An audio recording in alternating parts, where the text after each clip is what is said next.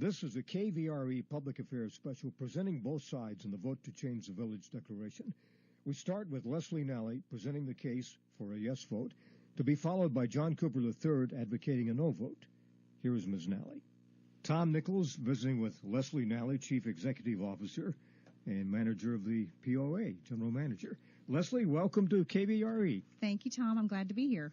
We have a lot to talk about because there's a big election coming up. Yes, there is. And let's start with what do Hot Springs Village residents need to know about the vote on the declarations and Articles of Incorporation? Okay.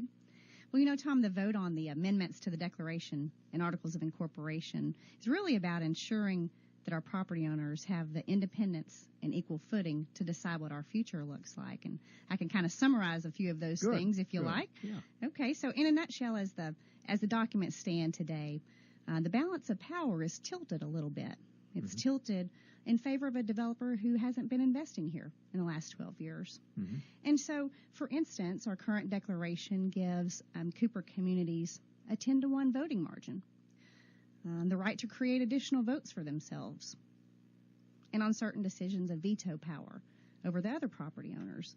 And we don't think that that's any longer appropriate. So we're recommending a vote of yes on our upcoming election. Now, the Declaration and Articles are something like the Constitution, right? They are. They're our highest governing documents. And I spoke a little bit about the Declaration. Our Articles of Incorporation have been there. They were originally established by Cooper communities, and they currently give, I guess, major decision-making power over to a 7-member board of directors. And so we think decisions like membership privileges, the board makeup, and related bylaws should instead be in the hands of property owners. Now, the board of directors are elected by the village property owners. They are. How long do they serve? So they serve in 3-year staggered terms. And so 3 years, I guess, coming up, we have 3 board members rolling off in our next election, and there'll be 3 new board members elected by the property owners. Are they term limited? There is a term limit. You can serve 2 terms, 2 3-year consecutive terms, so 6 years. The current board members are not term limited. None of them have yet signaled that they wish to seek re-election at this time. Why does the Property Owners Association believe people should vote yes to these changes? Well, you know, really, if we want to preserve the value of our community and the lifestyle that attracted us all here to the village, property owners need the freedom to work with developers and investors who are investing in the village in a manner that equally benefits the community. So, for instance, Cooper Communities hasn't been investing here for 12 years and didn't want to participate or lead our comprehensive master planning process or accept our invitation to share their plan. So it's time for the property owners to control and influence our future here. Is any of this tied into the master plan? You know, that's one of the biggest misconceptions, I think, about the vote itself is that the vote is connected to the master plan. And I think that we can all agree that there'll be development here, just like there has been for 47 years, with or without the amendments, with or without a comprehensive master plan. So the real question is, if Cooper Communities is no longer interested in investing here and is instead interested in selling, how do we want our future development that we know will occur? What type of control and influence do we as property owners want to have in that if our original developer decides to sell, as we believe they're signaling to do? So this is not connected to the master plan, this vote?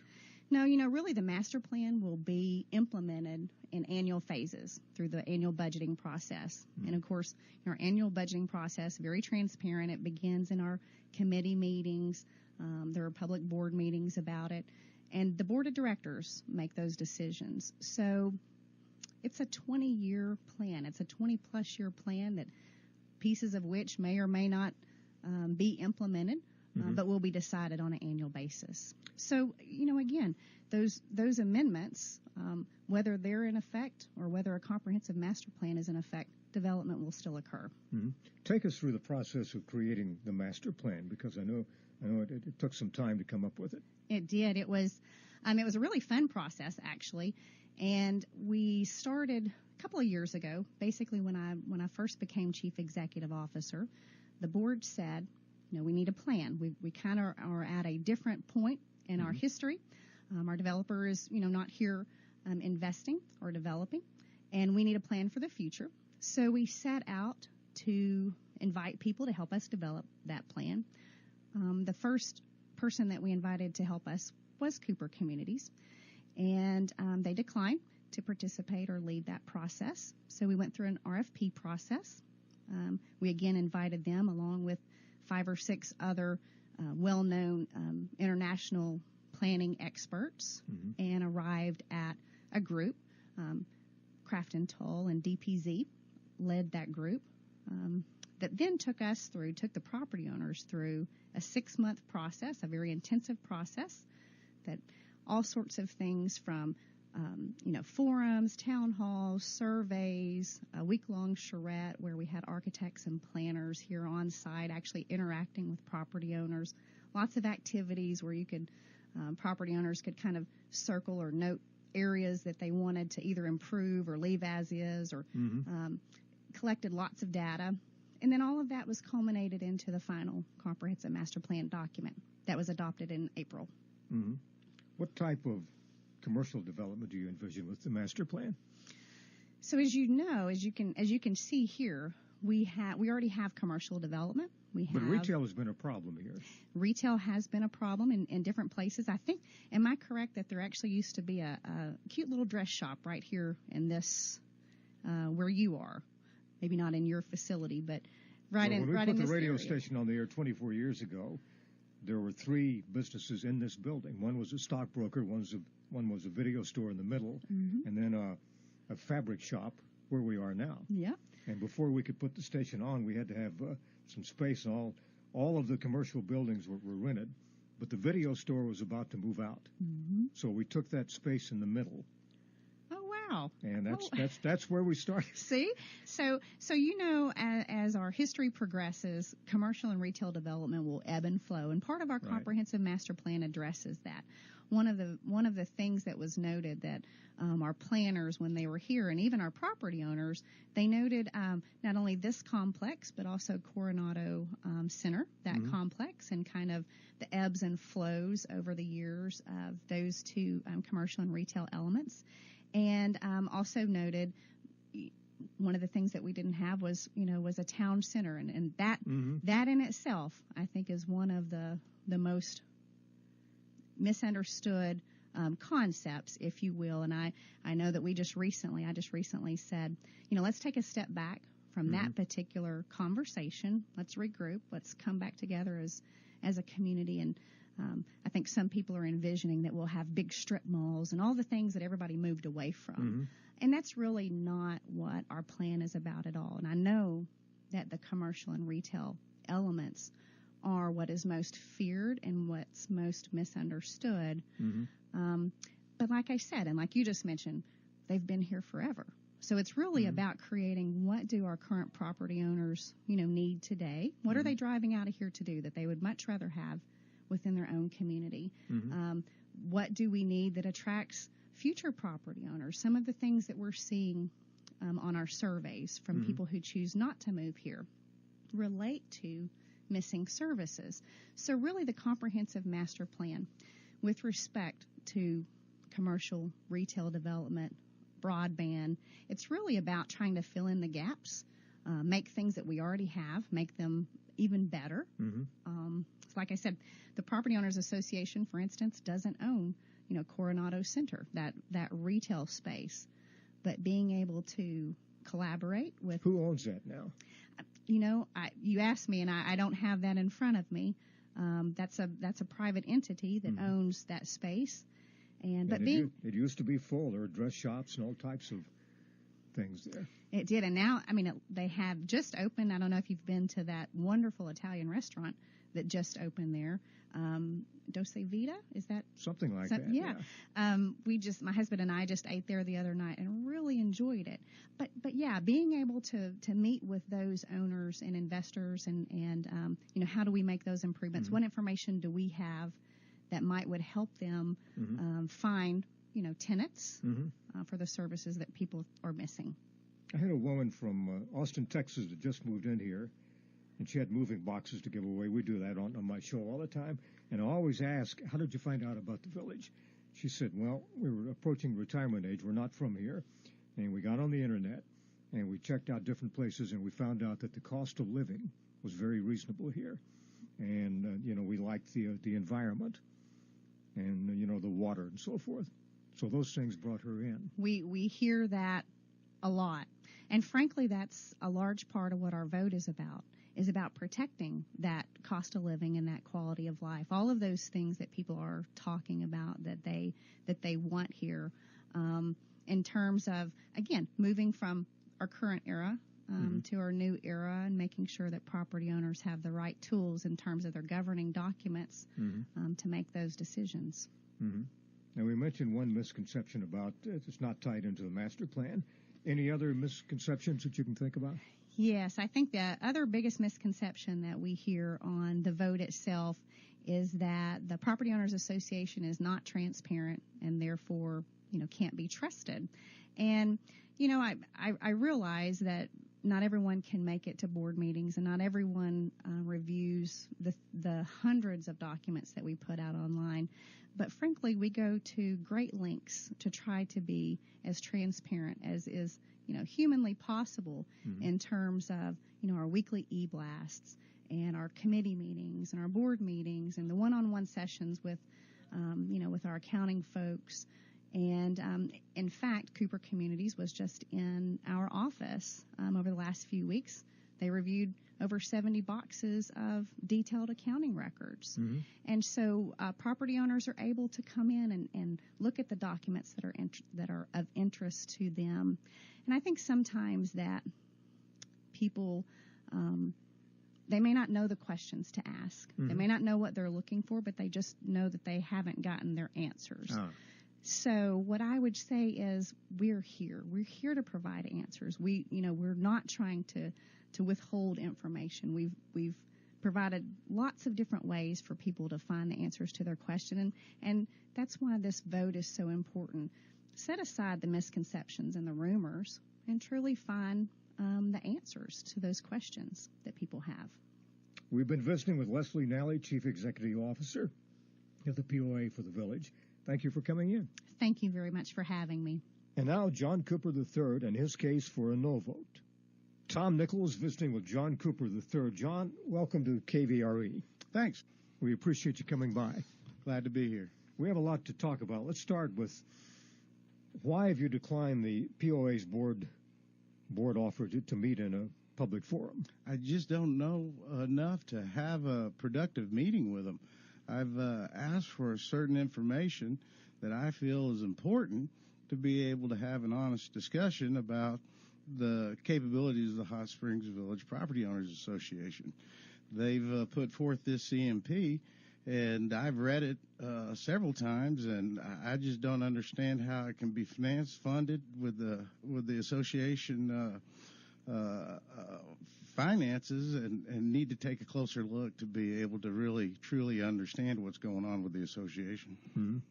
Let's talk about the reasons that Cooper is encouraging a no vote on this declaration. Well, when I first started looking into this, it resulted out of an attempt to sell our declarant rights, transfer our declarant rights, which would be everything under the declaration, the easements, and the 10-foot strip to the members.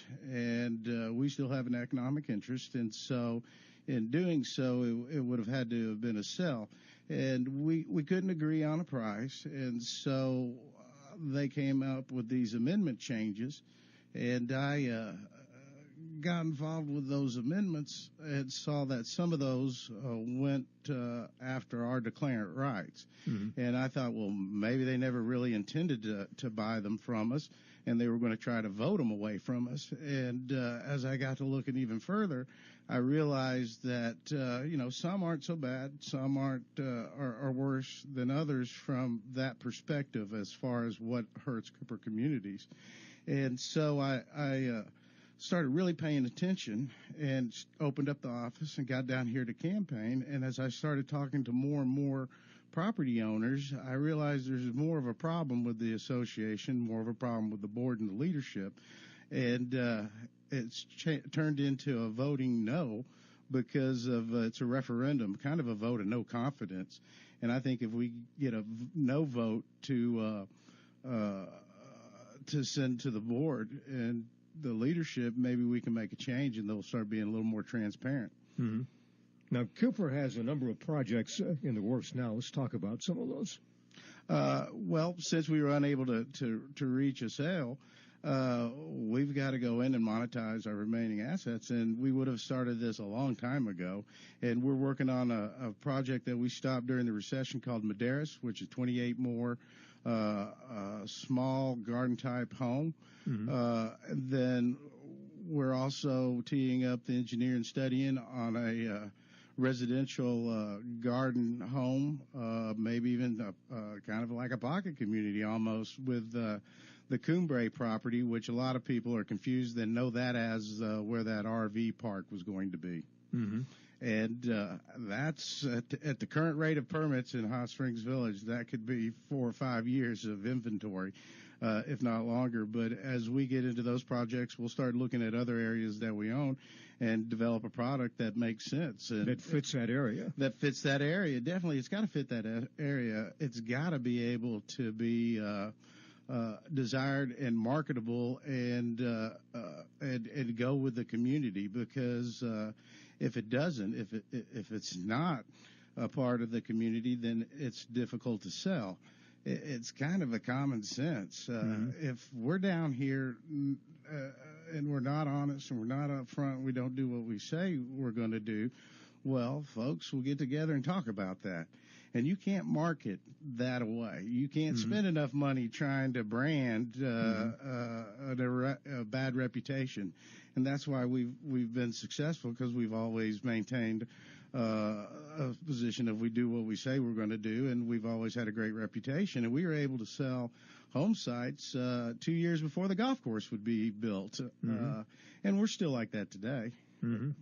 They did a fantastic job, just creating a village where there was just vacant land here. I remember the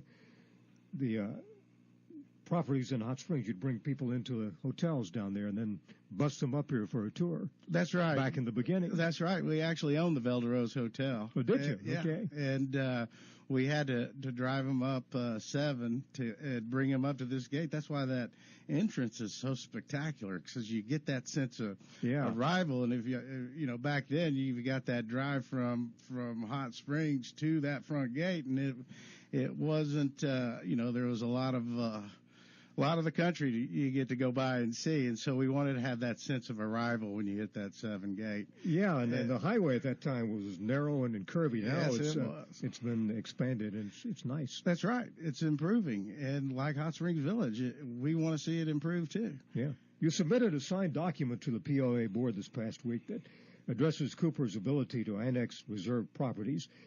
What does that mean for a POA member? Well, this came about because a member came into the office to visit with me about the amendment changes, and one of the proposals is that our ability to bring in additional lands and subject it to this declaration. This board wants to take that capability from us and keep it for themselves.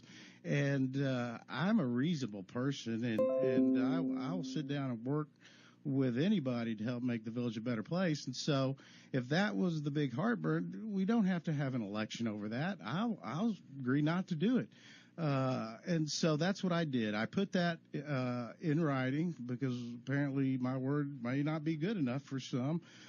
So that's a document that says we will not bring or buy additional land and subject it to this declaration. All the land that we currently own, that we have a map in red that shows, we will be able to bring under the declaration, but we will not buy any new additional land and subject it to this declaration. And in this document, we also ask that the POA doesn't buy any new land or subject land to the declaration without our permission. And then, of course, we have to have their permission. They have maintained they want to, they feel like they don't have a seat at the table, and they want a seat at the table. So here's two chairs at the table, so to say, and they have to. All they have to do is execute it, and then they can take that off the ballot. It's not necessary. I'm willing to sit down and discuss these amendment requests, and they never really needed to get to an election. Supporters of the Declaration Amendment say that one of the reasons to vote yes is that Cooper has abandoned the village. What's your response to that claim? I disagree, and I've heard that a lot, and kind of came up with a better way to describe that. Cooper Communities shut down its retail land sales office in 2004, its home building office in 2008, and we did that because of the recession. And it was severe to us, and it took a while to manage out of it. But we were always here. We were in the background, behind the scenes, promoting the village and trying to make the village a better place. And you wonder, well, what did that look like? Well, that's Mount Carmel. We sold the property to allow Mount Carmel come in, and that's a benefit to the village. And then we also assigned the ACC to the Property Owners Association. There's a great example of the board coming to Cooper Communities and wanting one of our declarant rights, and they didn't have to have an election. We were able to work together and make that assignment, and now that's been under the purview of the Property Owners Association since, I believe, 2011. We've always been willing to work with the association. We have not used our Class B votes or our 10-to-1 voting, which are two issues on these amendments, to deny the property owners of Hot Springs Village anything. We've never used them once. We've always been able to have a discussion and work to settle our the needs of the association and work together before the election. And usually we've already agreed and approved of all the changes that the association leadership wanted to make. So I find this is a new way to do things. It's not how we've done it before. Cooper Communities is one of the most successful companies in the country in developing retirement communities. That was the idea behind Hot Springs Village initially, and it's worked. It really has. It is one of the largest gated communities, and that is fascinating that it's so big and gated. Yeah. And privacy, the gates are important. And I think there's been a few comments that some of our other communities were gated and lost their gates, like Bella Vista. Bella Vista never was gated, but they did have to incorporate, and that's a certain what comes with that are certain headaches that we want to avoid. And my grandfather and father specifically didn't want to set up a municipality, and Hot Springs definitely was not intended to be a municipality, thus the gates. You can't have the gates in a municipality. Right. And this CMP and the way the covenants and restrictions are changing, it looks like it's headed towards a municipality. And if that occurs, then I'm afraid the gates would go. But hopefully we're a long ways off, and we can find a better way and another way to address the issues facing Hot Springs Village. What happens if the Declaration Amendments are not adopted? What's next? If the amendments are not adopted, if they don't pass, then I think we have an opportunity to come in and get the village back on track, get to marketing the seniors to come retire here. Hot Springs Village is a great place. It's just that a lot of people don't know about it. And I think all you got to do is let people know about it, and then it pretty much will sell itself.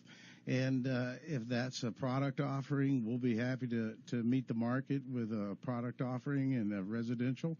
and look forward to the opportunity. It's too great a place. Yeah. Well, with your new projects that you've announced and you're building here again, so those homes are going to have to be marketed.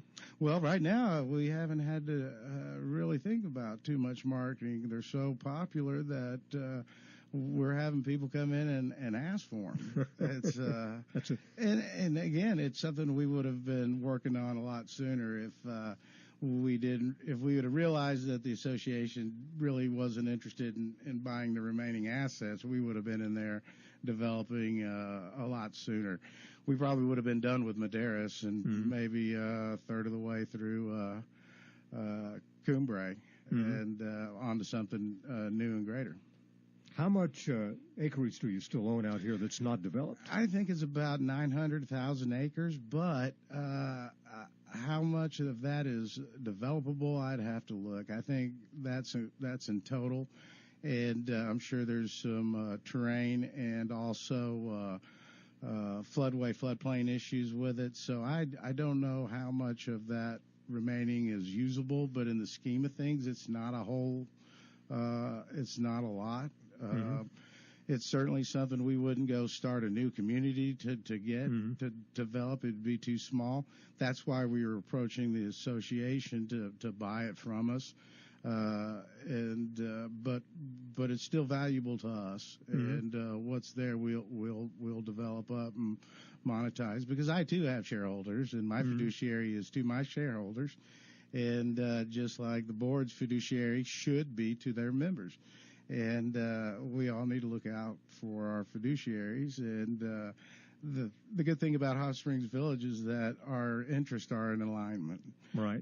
If Hot Springs Village does well, my shareholders do well. And if Cooper Communities does well in Hot Springs Village, well, then the members will do well in Hot Springs Village. It's kind of puts us on the same path. Your grandfather and father were certainly visionaries, because when you consider what they did here, taking an area that was basically just timberland and seeing the vision of what it could be and then developing it. It's pretty amazing, because, in the beginning, nobody was from here. That's right. That's right. Now we have this great community. People are living here from all over the country. It makes it quite interesting. It is, and even all over the world. And it really can come in and make a difference in areas like Jessieville, and it's made a tremendous difference with the Fountain Lake School District and the Jessieville School District. It does, and we've when looking at a new area to develop, that's one of the success stories we first out of our mouth is that, hey, look, if we can do a community here, look what it will do to your school system. Yeah, and I think everybody ought to appreciate what Hot Springs Village has done for the community. And while right now there is issues related to the water and sewer, I think there's a solution that can make everybody happy if we can just sit down and talk with both Jessieville and with the Hot Springs Village Board. But it's an overall benefit to any area that we've been able to come in. You just got too many great assets, a diverse population, and retirees, they come in and they want to retire. Yeah, a community within has 2 counties within its borders. That's right. 2 congressional districts. That's right. 2 congressional districts. One, and the schools, the way the school system. Yeah. It's really neat. And my grandfather starting at Cherokee Village, they all thought he was kind of crazy going up in Hardy, and you're going to do what? And people are going to do what? And so seeing Cherokee, Bella Vista, and Hot Springs, I don't think you could do it again. I don't think you could repeat what we have here. You can't get the permits for the lakes. You can't amass the acreage alone is almost impossible. The regulatory environment's changed such that I just don't think it could be replicated. No, they were true pioneers. John Cooper III, thank you for your time. Sure, I really appreciate it. Thanks a lot.